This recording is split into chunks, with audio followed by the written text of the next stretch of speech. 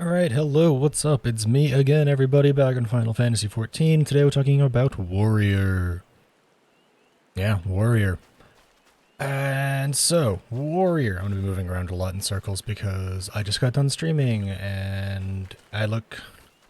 Sitting and staring at my character feels kind of silly. I feel like I should be moving and doing something.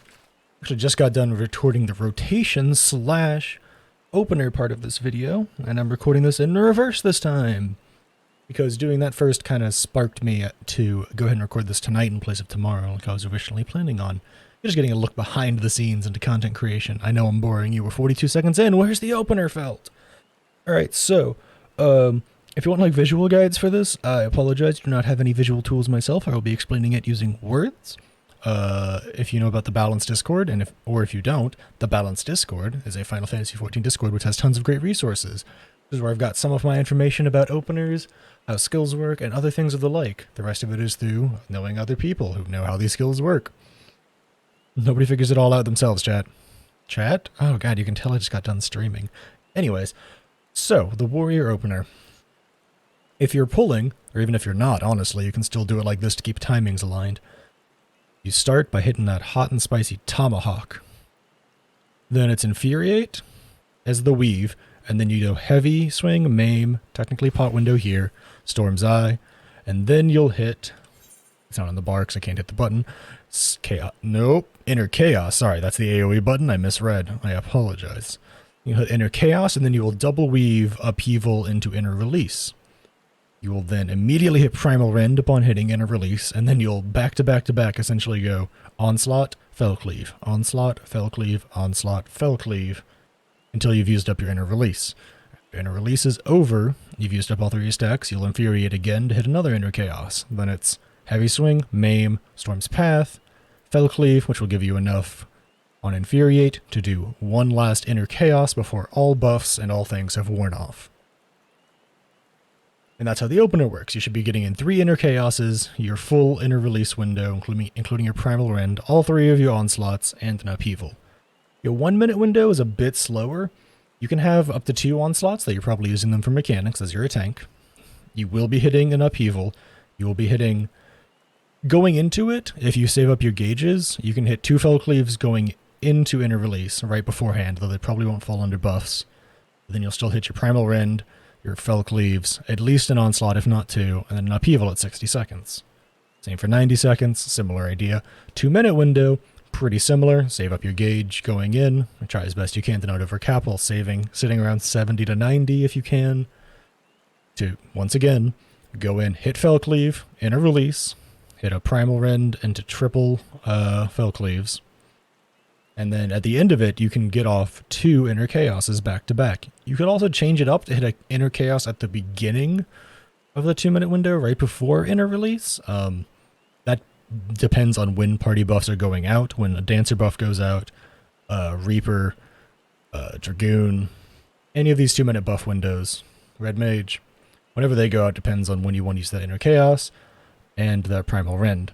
The biggest thing is that primal rend falls under all buffs because it's 700 potency, and as many inner chaoses as you can because it's 650 potency. They are your strongest 2 tools. Make sure they fall under as many party buffs as possible to do your best amount of damage. Now that we've finished talking about all the damage parts, we can talk about the rest of Warrior, because unlike the other jobs that I've talked about so far, with Warrior there is a lot more to it than just hit buttons do damage, although some days it does in fact feel like that. So, let's talk about the other Warrior skills. Nothing's really changed since Shadowbringers outside of 1 major skill. There's been some minor tweaks here and there. There was a equilibrium tweak, which was pretty powerful. And obviously you're not saving gauge for onslaught and upheaval anymore. They are just cooldowns now, which is very nice.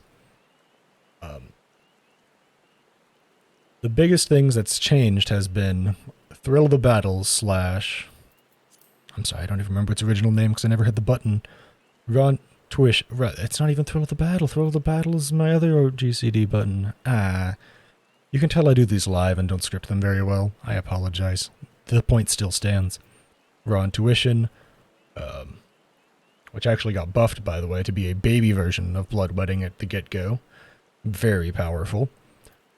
and Nascent Flash. Both of these skills are very good. Bloodwetting / Raw Intuition and Nascent Flash are incredibly powerful skills that have been changed for Endwalker. The rest of your skills are essentially the same.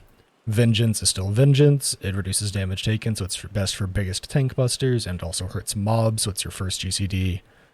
Sorry, not first GCD. First defensive cooldown you use inside of mob pulls. Rampart's Rampart. Thrill of the Battle still works the same way as it always has.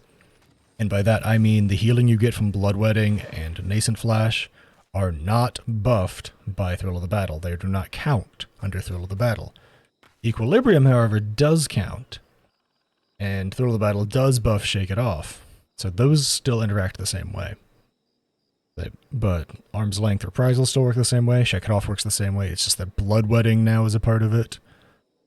I actually think that's a higher base number than Shadowbringers, but I could be incorrect. Regardless, Shake It Off functions the same way, is that it's an HP percentage shield.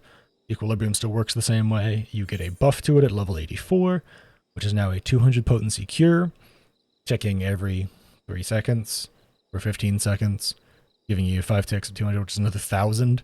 So Equilibrium is effectively a 2200 potency cure, which can be buffed to like 2640 under Thrill of the Battle, I believe, if I did my math right earlier.